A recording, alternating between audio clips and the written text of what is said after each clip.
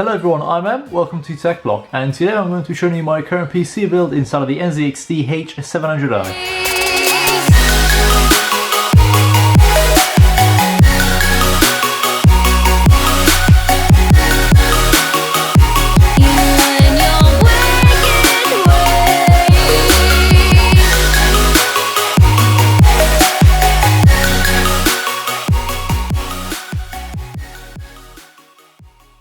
I hope you enjoyed that little edit right there of the PC case, and the PC of course. Let's talk about the actual specs of the PC. For my graphics card I have the EVGA GeForce GTX 970 for the Win Edition. Now this was EVGA's top of the line card at the time of me buying it, which was when it just came out. I bought the EVGA GeForce GTX 970 for the Win Edition for £315 from scan.co.uk. You got delivered the next day, of course, and stuff. However, EVGA shortly after released the FTW Plus edition, which comes with the GPU backplate, which, as you can see, mine doesn't have a backplate, which makes the card look a little bit ugly, I guess. I did plan on buying a backplate a while ago. However, as you can imagine, the card is pretty old now. It's held up very well over the years, don't get me wrong. It still gets the job done fine. Even in 2018, I can play Euro Truck Simulator 2 on all three of my monitors. And by the way, these are 1080p monitors, and it runs Euro Truck Simulator 3 on all three of these monitors. Fine, there's no real problem. I just have to lower the settings ever so slightly just to maintain above 60 FPS. But yeah, I can play Euro Truck. I've played DayZ on all three monitors as well. That was a lot of fun. The card is pretty old, but it's not a bad card by any means. However, I may be upgrading in the future to, I'm guessing, maybe the GTX 1080 Ti or NVIDIA's upcoming cards that they may be releasing this year. I'm not too sure yet. But yeah, at the moment, the GTX 970 is holding up just fine. And I will be upgrading it in the near future as well. And when I do that, I'll be sure to let you know what I upgrade to. Moving on, we have my CPU, which I'm currently on the i7-4770 non-K edition. Unfortunately, I can't overclock the CPU. However, it turbos up to 3.9 gigahertz. It has 4 cores, 8 threads. Decent CPU, I guess. It's fine for video editing and stuff on Adobe Premiere.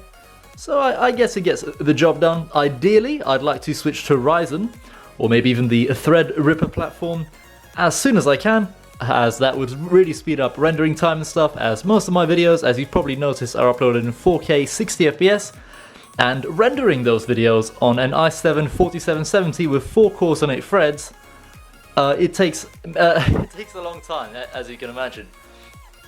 Usually a 10-minute video takes around an hour or two to render, at 4K 60 FPS at around 40 megabits per second. So yeah, I would like to upgrade my CPU first. When I do that, I'll probably end up replacing my CPU cooler as well to the NZXT X62 or X61, just to kind of match the whole NZXT theme I've got going on here. And NZXT's all-in-one liquid coolers in general look a lot nicer than Corsair's in my opinion. I think their lighting is just amazing, especially the kind of mirror effect that their CPU coolers have. I think they look absolutely awesome, especially in an RGB theme that I've got going on here as well. That's kind of my plans for upgrades in the future. This PC currently has 16 gigabytes of Corsair Vengeance low profile memory running at 2133 megahertz. Originally, the RAM was running at 1600 megahertz. However, I've manually overclocked it to 2133, which I'm not too sure if that's benefited me in any way, shape or form, but I have overclocked the RAM.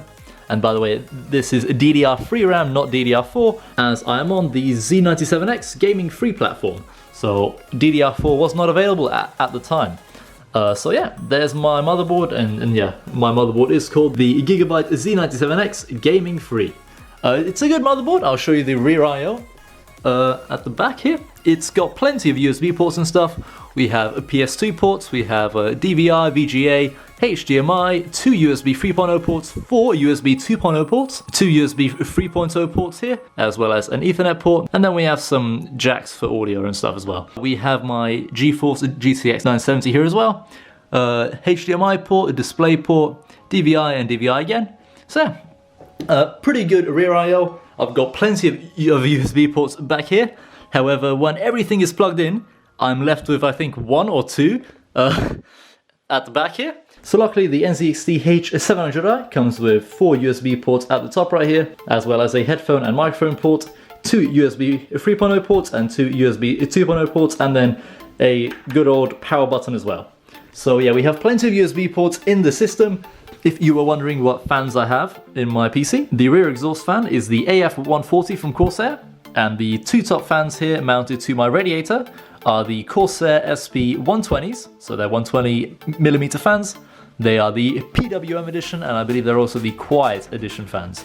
So they run at slightly lower RPMs. Also, I think I forgot to mention that my all-in-one liquid cooler is the Corsair H700i V2. Moving on to my storage, I currently have the Samsung 850 EVO 250GB SSD.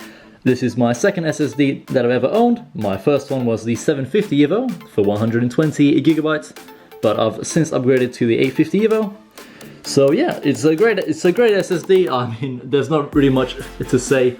If you haven't already, please upgrade from a hard drive to an SSD, especially as your main drive, as your PC will become significantly faster if you are upgrading it from a hard drive to an SSD. I think that's about it really. For the PC, we have 3 intake fans at the front. These just came with the case. Underneath this power supply shroud right here, I have 2 1TB hard drives mounted underneath there. One of them is from Western Digital and the other one is from Seagate. They are both just used for mass storage, I guess, and the SSD is used as my main drive for Windows and all my programs, of course. Moving on, you may have noticed that I have some very fancy cables connected to my graphics card, as well as the EPS cable right there, and then the 24-pin motherboard cable right there. They are all just white sleeved cables from Shackmods that I bought from eBay a while back, as I wanted some nice sleeved cables for the PC, as they would kind of like accent everything quite nice. And when there's RGB lights that I'll show you shortly after, the PC looks absolutely gorgeous. And the cables really help reflect the light from the NZXT Hue Plus and stuff. Speaking of the NZXT Hue Plus, there is one NZXT Hue Plus strip mounted on top of the PC case, as you can see right there. And this just came built into the case. And they also included an extension cable, as I mentioned in the unboxing video, that I've ran alongside here. You may see the cable, it goes through here. And then the LED strip is at the bottom of the case. And by the way, the LED strips are magnetic, so they just stick onto the case through magnets, which is very handy. So basically I've got one NZXT Hue Plus strip running at the bottom, as well as another one on the top. I can't wait to actually show you the lighting effects and stuff that NZXT Hue Plus offers, and that will be later on in the video. For now though, I'm pretty sure that's about it for the PC specs. There's not really too much else to cover really. So I'm going to mount the camera down and replace my H440, which is sitting on the desk right now. It is absolutely empty, there is nothing inside of it. So I'm going to take this case off the table and put this one on.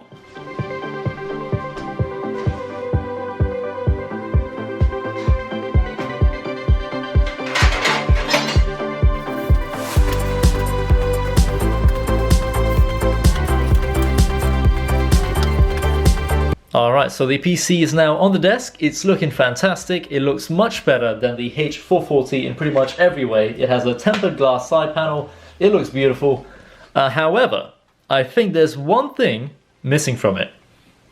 And that, of course, is a Razer sticker. So I'm going to place a Razer sticker on the front of the case, just like I did for the H440. So let's take one off and put it on the front of the case, dude. So side to the side, I think just here should be fine. Alright, that looks much better. Now we have a Razer Edition H700i white and black. Beautiful. The case looks much better now. It looks very similar to the H440 right here, with the Razer logo on the front. Now there's a Razer logo on the front of this one as well. Fantastic, it looks great. Now let's actually boot it up and take a look at the NZXT Hue Plus lighting all in action. Alright, so the PC is currently booting up at the moment. The fans are on full blast by the sounds of things. So let's actually mess around with the NZXT cam software. So while this is all getting set up, let's launch the cam. Oh, the lighting has turned off. What have I done? There we go. It is in RGB mode now. Fantastic. That's what I want to be seeing. Alexa, turn off lights. Okay. There we go, the lights are off. Oh, the camera is out of focus. What a disaster. There we go, so the camera is now in focus. As you can see, the RGB lighting looks absolutely awesome. So, let's actually take a look at the cam software. Alright, so hopefully you can see my screen as well as the PC itself. But anyway, we have fixed, which is just one solid color that you can set it to. For example, green or pink, I don't know, whatever you want. A very simple effect. We have breathing, which obviously breathes in and out of one color, two colors, three colors, as many colors as you want, I believe. You can set the speed right here, so there's slowest, so it breathes in and out of the colors very slowly, or there's normal, or there's fastest. How does fastest look like? That looks crazy. Yeah, let's set that back to normal. We have fading, which I believe it kind of just fades through all the... No, what? We have fading, there we go, I forgot to press apply. We have fading, which kind of just fades through all the colors, and of course you can adjust the speed. We have Marquee, I don't know how to pronounce that really. What does this do? This kind of just, yeah, there you go. Group size, you can increase that, so the LEDs are in a bigger group. They kind of just strobe through the LED strip and stuff. We have covering Marquee, I don't know how to pronounce that, I'm sorry. There we go. That's a pretty cool effect in my opinion. We have pulse, which kind of pulses a color or multiple colors if you'd like to. Will this work? Yeah, it goes pulse red, then pulse blue. Pretty cool effect. We have spectrum wave, which is by far my favorite. It looks, well, absolutely awesome. I'm sure you guys will agree that that looks absolutely awesome. We have alternating, which alternates between white and red. In this case, you can of course adjust the speed and the colors and whether or not it's moving, I guess. Oh, that looks awful. We have candlelight, which I guess mimics a candlelight effect. I suppose. We have wings. Now, wings is a pretty cool effect in my opinion, as you can see, especially red. Like, look at that. You're not gonna get that on a cheap USB powered LED strip, are you? We have smart GPU temperature, so this will adjust the NZXT light strips based on your GPU temperature, and you can adjust each color for each temperature right here. So they go up in increments of 10, as you can see. However, what I do not know what this does. I don't know what I just did. And we have CPU temperature. So currently I am at my CPU temperature is currently at 42 degrees, so it'll be white. However, if I hit 50 degrees on the CPU temperature, then the LED strips will set themselves to orange, and if I hit 60 or above, they'll be red. We have FPS, so depending on how much FPS I'm currently getting, that will adjust the LED strips. We have 20 to 100 in increments of 10 again. Then we have custom, there we have fixed, breathing, and then wave. Cool. We have audio. This is for the level. We have sync. I'm not sure what sync is. I don't want to play this too loud. So that's pretty cool. We have gain. There we go. It's more intense. We have bass. Oh, that's just red. Okay. We have sync again. I hope you can hear me. This music is loud. I'm gonna stop the music. That's enough of the audio effects. Then we have games, of course. We have C4 arming. We have health and grenade effect. I'm guessing this is for CSGO select game. Yeah, I'm guessing CSGO is the only supported game they have for NZXT Hue Plus at the moment. I'm not too sure if that's true or not, but I'm guessing that's the case at the moment.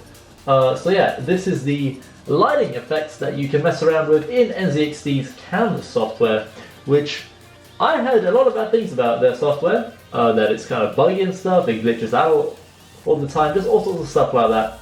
However, I've not really experienced any problems with the software. It's been pretty good, apart from the fact that I can't control the fan speeds for whatever reason. It keeps taking me to the smart device tab when I press on cooling, because I have to, I guess, run this test, but I don't want to run the test, I just want to adjust my fan speed. So yeah, so far so good. The NZXT Hue Plus software is awesome, and the NZXT Hue Plus LED strips are absolutely beautiful. A big improvement over the LED strips that I had mounted inside of my H440, which was just a USB powered LED strip that you control with one of these remotes right here. So yeah, this is a big improvement. The case looks awesome, in my opinion. I'm sure you guys will agree as well. And now we have a Razer sticker on the front of the case as well, which makes it even better. I'm guessing that quite a few people actually think that this case is now the Razer Edition H440, but I assure you it isn't. It's just a sticker.